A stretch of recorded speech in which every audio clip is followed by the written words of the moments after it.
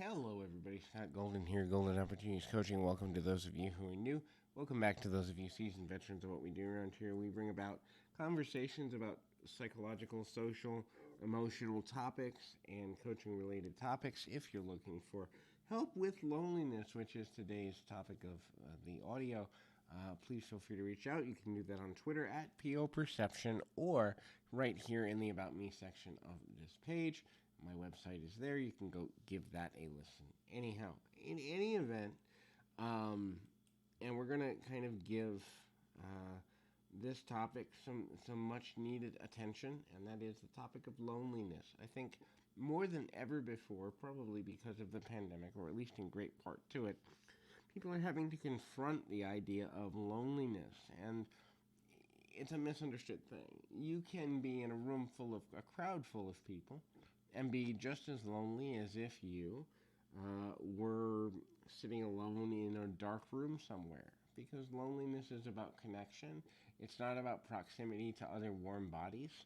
And so the level of connection one feels will have a direct impact on the level of loneliness they do or do not feel.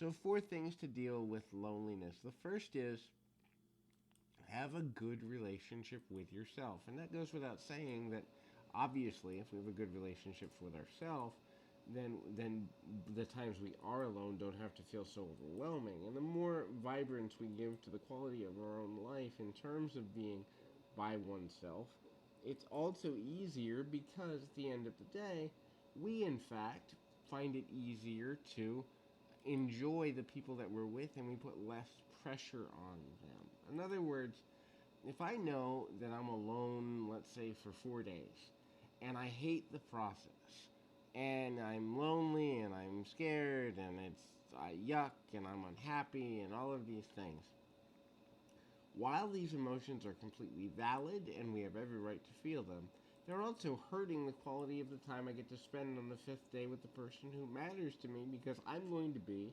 like a lovesick puppy going, people, people, people, people.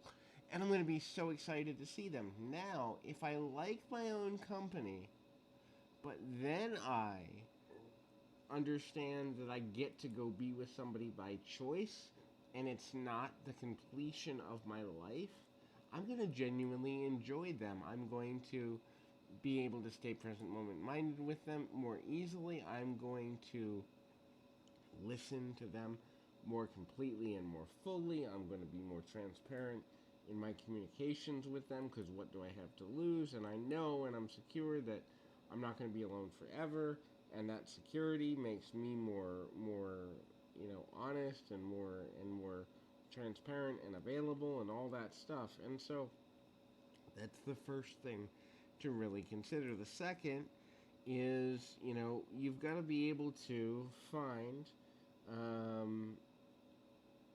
compassion for others. And the reason that compassion for others is important dealing with loneliness is just because you're lonely doesn't mean the person standing next to you on the bus or the train, not that we can use either of these in the pandemic, but anyway, is not dealing with the same thing. And so if we purposefully go out of our way to show compassion to another person, something as simple as a smile or meaning, we can maybe give them a compliment of some nature. We ultimately can build a bond based on our genuine nature.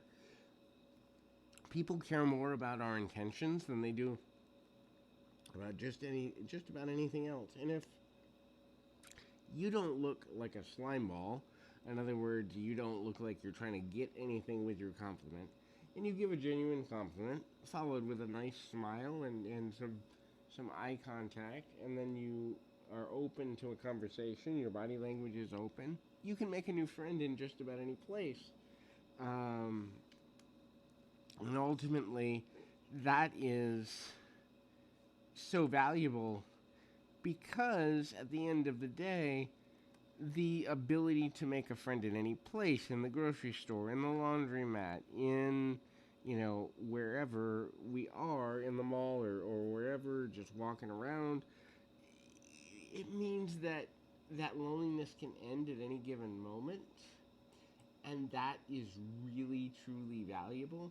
When we believe that loneliness can end, when we believe that we have control or at least um, some value in that process, we then begin to see loneliness as temporary versus a permanent or semi-permanent punishment. And when we lose the punishment mentality related to loneliness, our behavior will be less negatively affected. And that can be really, really valuable. The next thing to consider that's reasonably important in the journey away from loneliness or in dealing with loneliness is kind of finding your tribe. And so I talk about the Progress Tribe. The Progress Tribe it has been viewed over 58,000 times now. That video means so much, or that audio means so much to me because it's really the value of everything I do. And so going back to early civilizations, especially and most notably, most recently, the Native American civilization, a tribe, a group of people with a common vision, a common goal, and common proximity came together and they helped each other out and they built around each other and they had common ground, common goal, common vision, common dreams. We can create a tribe mentality in our lives, be it if we're video game players, there's people that play the game. If there's fans of Elton John, there's the Elton John tribe. If there's, nutrition people, there's the nutrition tribe. You don't need a large quantity of people to be socially robust. You need quality of connection with people within your own tribe. And oftentimes people forget that the tribe is created, it doesn't just show up at your doorstep. And so, if we're really honest about what our needs are in a friendship, um, you know, for example, I know that for me, a member of my tribe is a person that I can talk about anything with randomly, and we know how to agree to disagree.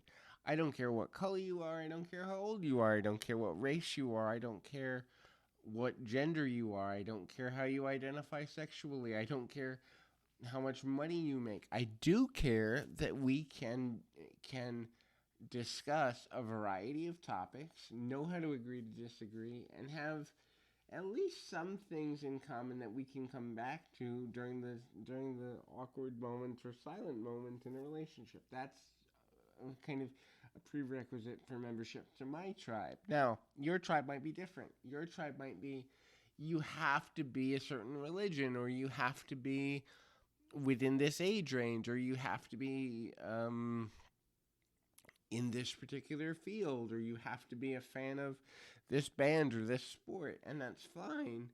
But you have to define your tribe before you can begin to build it. And then the last thing that's important to remember is that there is no perfect friendship, there is no perfect person.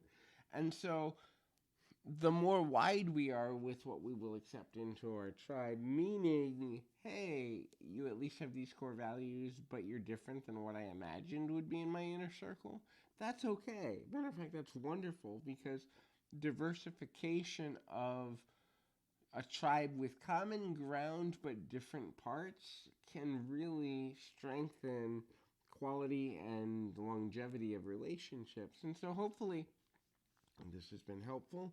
I encourage you to keep your feet on the ground, your mind in the moment. Until next time, everybody.